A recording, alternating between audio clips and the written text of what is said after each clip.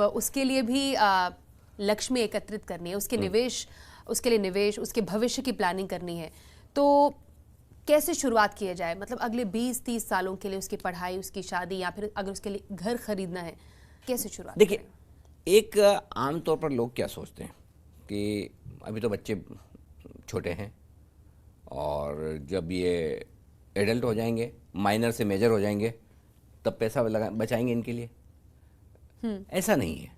जो समझदार लोग हैं वो न सिर्फ बच्चे होने के साथ ही, बल्कि उससे पहले ही फाइनेंशियल प्लानिंग शुरू कर देते हैं। यानी कि फैमिली प्लानिंग के पहले फाइनेंशियल प्लानिंग, है ना। तो ऐसे में अगर आपके घर में लक्ष्मी आई है, अब आपको तो पता है ये करना क्या है। 15-20 साल की उम्र होगी तो अच्छे से कॉलेज वॉलेज में पढ़ाना है।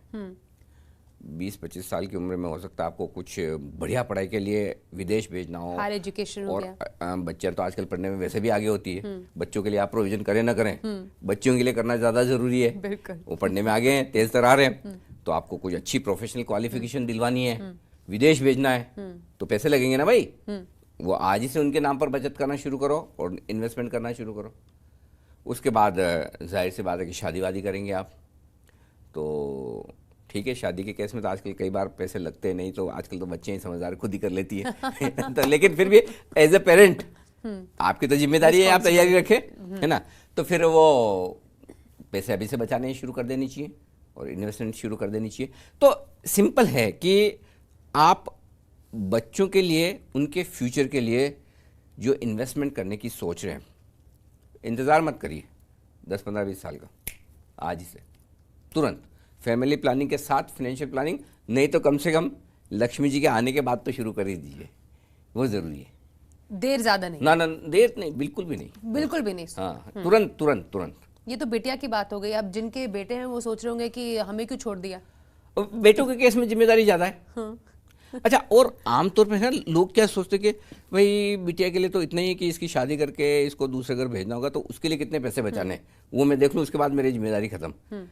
एक्चुअली वाकई में ये बात सही भी है। उनकी तो एक ही बार आपको इन्वेस्टमेंट करनी है, एक ही बार खर्चा करना है। पढ़ा लिखा के शादी कर दी, अगर आपने बेटे पैदा किए तो आपकी जिम्मेदारी और ज़्यादा है। अब आप बोलेंगे ऐसा कैसे? ऐसा कैसे? वाकई समझिए, आपके बेटे ढंग ढंग से पढ़ लिख लिए, ज़्यादा पढ़ने में होशियार हुए, तो और ज़्यादा पढ़ाना पड़ेगा, और ज़्यादा खर्चे वाले कोर्सेज कराने पड़ेंगे, तो खर्चा ज़्यादा हुआ। समझो पढ़ने में एकदम ढपोर निकले, तो आपको उनको किसी बिजनेस में घुसाना है। बिजनेस आज करना आसान है क्या? बिल्कुल भी नहीं। कैपिटल कितनी लगती है, पूंजी कहाँ से लाओगे, उसके लिए पैसे आप ही को बचाने। अच्छा, एक बिजनेस क्या फेल हो गया, दूसरे के लिए दो, जब तक बच्चे आपके सेटल ना हो और ज़्यादा पैसे देने।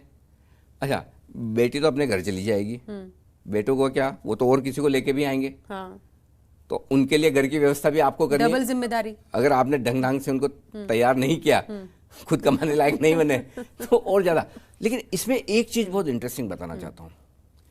जो भी लोग, आमतौर पर आप फैमिली क्यों बनाते हैं? आपने शादी कर ली, आप बच्चे क्यों करते हैं? उसका पर्पस क्या है? पर्पस ये है कि मुझे बुढ़ापे में उनका सहारा मिले, राइट? यही सबसे बड़ा पर्पस है हमारा फैमिली बनाने का। और वही सोच के आप 1 या 2 बच्चों की प्लानिंग करते हैं। या कुछ लोग जो ज़्यादा स्वतंत्र विचारधारा के और फैमिली वगैरह में विश्वास कम करते हैं, तो वो कहते हैं कि नहीं, हमें तो बच्चे चाहिए ही नहीं। और आजकल वो बड़ा कॉन्सेप्ट चल रहा है, डिंक। हाँ, डबल इनकम, नो किड्स, बच्चे नहीं चाहिए, हम दोनों पति पत्नी कमाएंगे। कॉन्सेप्ट ठीक है, बुरा नहीं है, जिसको अच्छा लगता है ठीक है। मैं आपको इन्वेस्टमेंट के लिहाज से एक अलग मंत्र देता हूँ। अगर आपका प्लानिंग नहीं है एक भी बच्चे का, डिंक वाले हैं, तो 1 बच्चे की प्लानिंग कीजिए। अगर आपने 1 बच्चे की प्लानिंग कर रखी तो 2 की कीजिए प्लीज, और 2 की कर रखी तो 3 की कीजिए। उससे ज़्यादा तो अफोर्ड भी नहीं कर पाएंगे आज के ज़माने में, ठीक है, अलाउड भी नहीं है। हाँ, तो अब आप ये सोचेंगे अरे ये उल्टा कैसे सिखा रहे हैं आप, है ना। नहीं, उल्टा नहीं है। क्यों नहीं है स्वाति?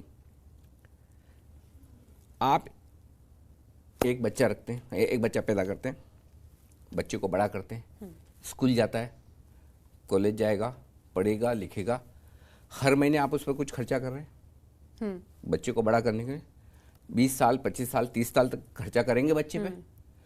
उसके बाद आप उम्र आपकी 50 55 60 की हो गई, फिर आप उम्मीद करते हैं कि अब जब मैं रिटायरमेंट के मोड में हूं ये मेरा ध्यान रखेगा। इंडियन वैल्यूज तो यही कहते हैं। यही है ना, इसीलिए आप कर रहे हैं ना।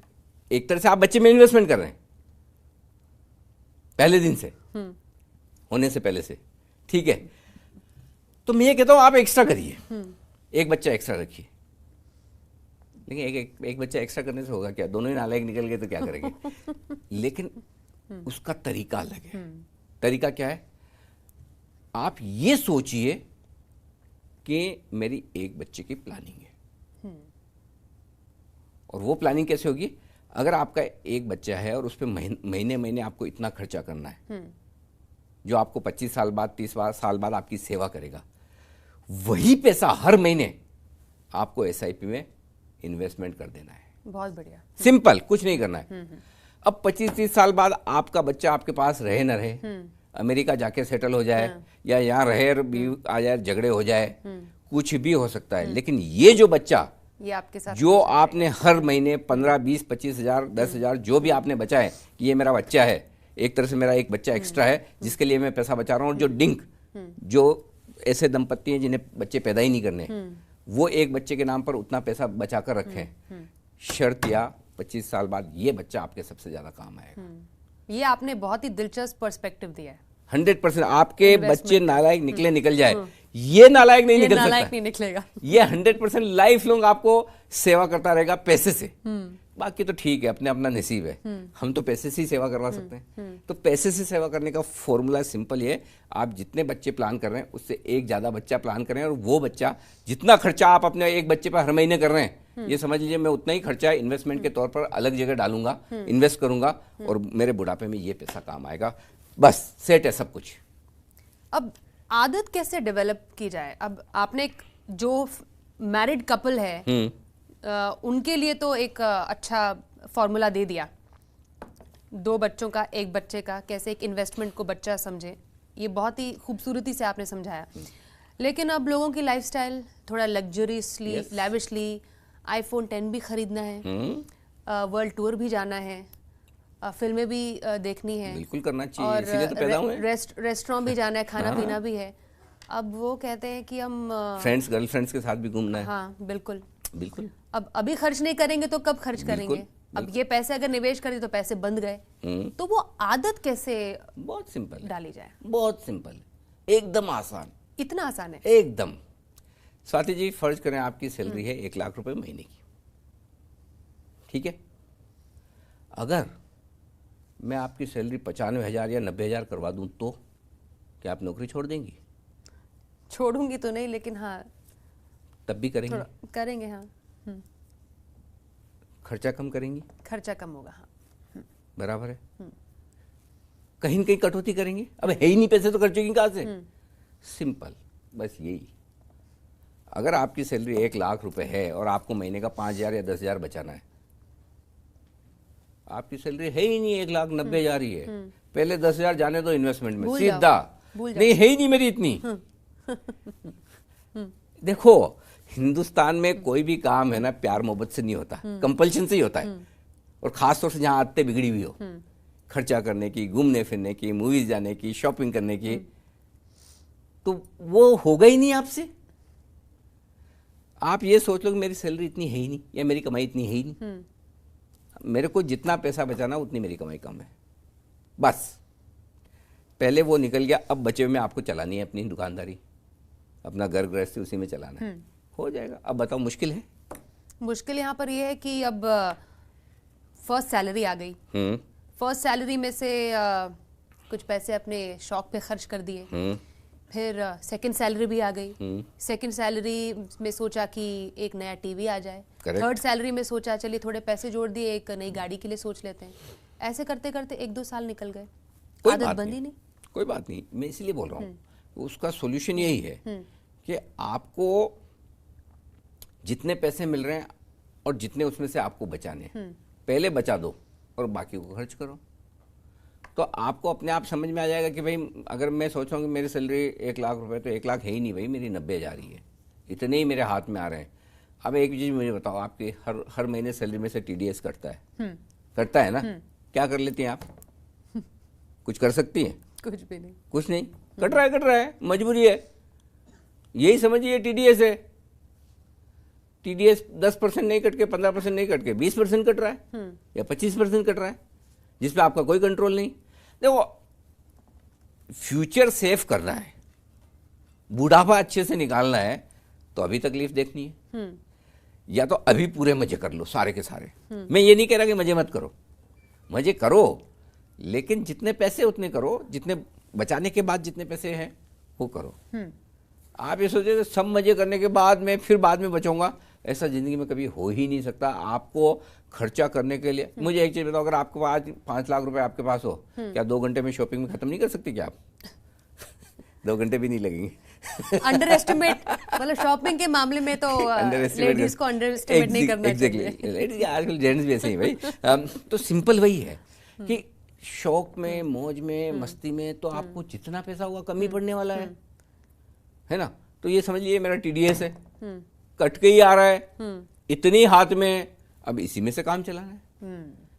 हाँ, अगर ये कि कुछ कुछ लोगों के केस में ऐसा हो सकता है भाई हैंड टू माउथ है, इतने पैसे हैं नहीं कि घर ढंग से चला सके, वो कैसा लगे, है ना? तब भी आपको कोशिश करनी चाहिए कि कुछ बचे। लेकिन जो लोग खाली उड़ाने के लिए, मजे करने के लिए हो, जो सोचते हैं फिर कहते हैं मैं बचा नहीं पाता हूँ, मेरे पास बचते नहीं है, मेरी मजबूरी, उनको तो पहले काट के देने का पैसा। लेकिन क्या कोई फॉर्मूला है? क्योंकि अगर हम निवेश और आमदनी की बात करते हैं अनिल जी, कोई ज्यादा कमाता है, कोई उससे थोड़ा कम कमाता है, दोनों के लिए निवेश का जो फॉर्मूला है क्या वो सेम हो सकता है, या जो दिल करे उतना आप निवेश कर दीजिए? देखो, फॉर्मूला तो कुछ भी नहीं, ये बात तो सही है, फॉर्मूला कुछ नहीं है, लेकिन ये हर आदमी पे डिपेंड करता है कि उसे कितना बचाना है। आमतौर पर अब आप ये कहेंगे कि जिसकी कमाई कम है उसको ज्यादा बचाना चाहिए, क्योंकि उसका भविष्य ज्यादा अनिश्चित है। लेकिन बात फिर वही आ जाती है, जिसकी कमाई कम है वो बेचारा ज्यादा बचा भी क्या पाएगा, कितना बचाए, और जिसकी कमाई ज्यादा है उसे बचाने की ज्यादा जरूरत भी नहीं है। ऐसा नहीं है बिल्कुल भी। बेसिकली होना ये चाहिए, फॉर्मूला नहीं है, लेकिन आपकी जो आमदनी है उसका कम से कम आपको 15 से 20% ये आपको आमतौर पर बचाना चाहिए। और जैसे जैसे आपकी कमाई बढ़ती है ये परसेंटेज बढ़ना चाहिए, घटना नहीं चाहिए। कितने से, मतलब परसेंटेज जो वो आप कंफर्टेबली जितना बढ़ा सकें। हाँ, बढ़ना क्यों चाहिए? बढ़ना इसलिए चाहिए कि देखिए, एक लेवल के बाद आपकी जब सैलरी बढ़ती है या आपकी कमाई बढ़ती है तो आपके खर्चे उस प्रोपोर्शनेटली उतने नहीं बढ़ते, बचत ही बढ़ती है। भाई आप एक साल में एक बार फॉरेन घूमने जा रहे हैं, सैलरी डबल हो गई तो क्या 2 बार थोड़ी जाओगे या 3 बार थोड़ी जाओगे, है ना? या आप होटल में हफ्ते में 1 बार खाना खाने जाते हैं, 4 बार थोड़ी चले जाओगे। उल्टा ये होता है कि जैसे जैसे उम्र बढ़ती है, पैसे बढ़ते हैं, उल्टा खाना पीने के शौक, ये सब घूमने फिरने कम होते जाते हैं, आपकी हेल्थ ही अलाउ नहीं करती। शुगर, डायबिटीज, बीमारियां जकड़ लेती हैं। हाँ, तो इसलिए मेडिकल बिल बढ़ जाते हैं। मेडिकल बिल बढ़ जाए। इसलिए सिंपल फॉर्मूला ये कि आपको कम से कम अपनी कमाई का 15 से 20% बचाना चाहिए। उससे ज़्यादा बचा पाए तो बहुत अच्छा, लेकिन उससे ज़्यादा आपको तभी बचाना चाहिए जब आप अपने मौज शौक पे कॉम्प्रोमाइज़ नहीं कर रहे। कॉम्प्रोमाइज़ करके बचा रहे हैं तो 15-20% बहुत है, लेकिन आप 15-20% बचा भी रहे हैं, लाइफ भी ऐशो आराम से जैसा आप जीना चाहते हैं वैसे जी रहे हैं, फिर परफेक्ट है, सेट है सब। पर लाइफ में कुछ अनएक्सपेक्टेड इवेंट्स भी आ जाते हैं। हाँ बिल्कुल। अब जैसे बीमारियों की बात अभी हमने की, अचानक से मेडिकल खर्चे बढ़ गए, अब जॉब ही चली गई उस वजह से। करेक्ट। तो दिक्कत आ जाती है। अब निवेश के जरिए पूरी जिंदगी क्या पैसा आमदनी के रास्ते खोले जा सकते हैं? देखिए, एक चीज है जो कहते हैं कि क्या पैसे से आपकी सारी समस्याएं दूर हो सकती है। भगवान न करे किसी की हेल्थ खराब हो जाए, हॉस्पिटल में एडमिट होना, हार्ट अटैक आ गया मसलन, ठीक है, डंग डांग के हॉस्पिटल में गए तो 15-20 लाख रुपए का आपका बिल बन गया, ठीक है। अब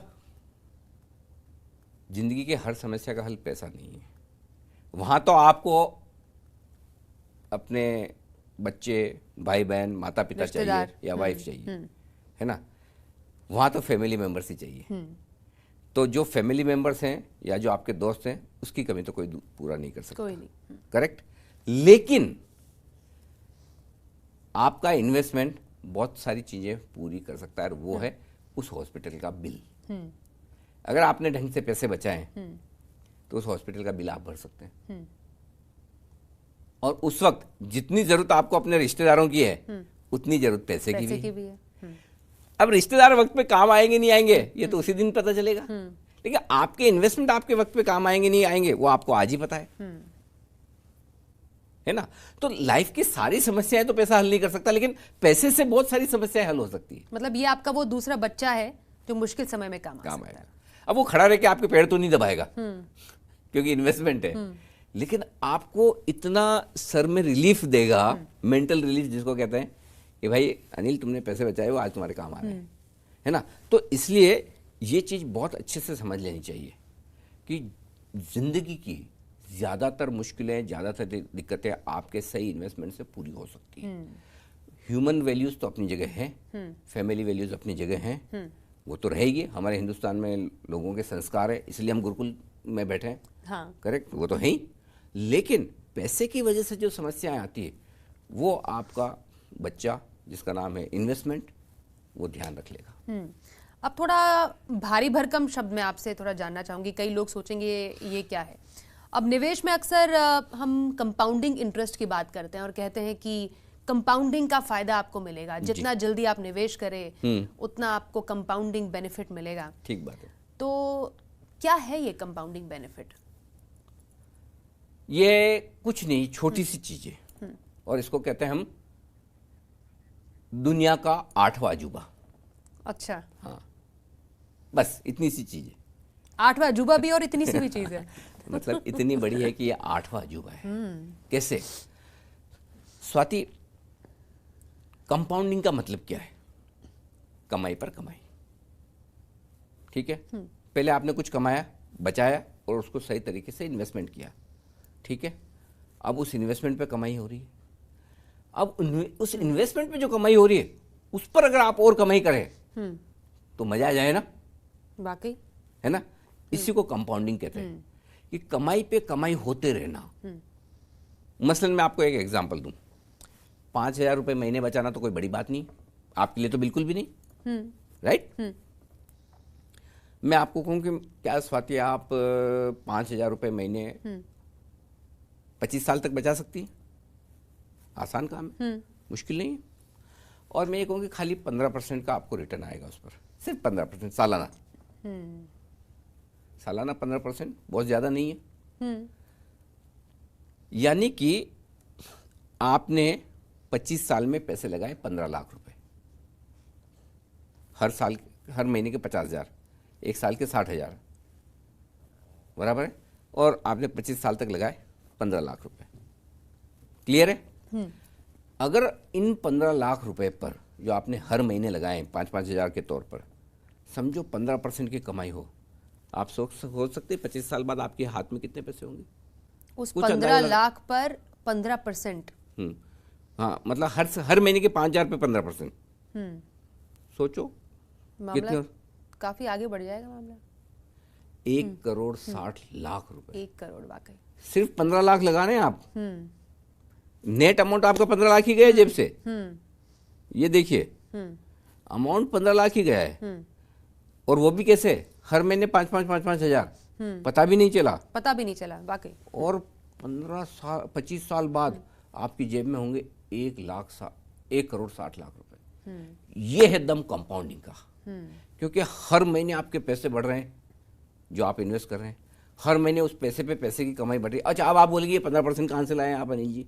हाँ, ये 15% अभी तक जो हिस्टोरिकल रिटर्न आए हैं, आमतौर पर 15% के रिटर्न मार्केट से मान के चलना लॉन्ग टर्म में मुश्किल नहीं है, इतने बन जाते हैं आराम से, ठीक है। इसलिए मैंने 15% पे गिना।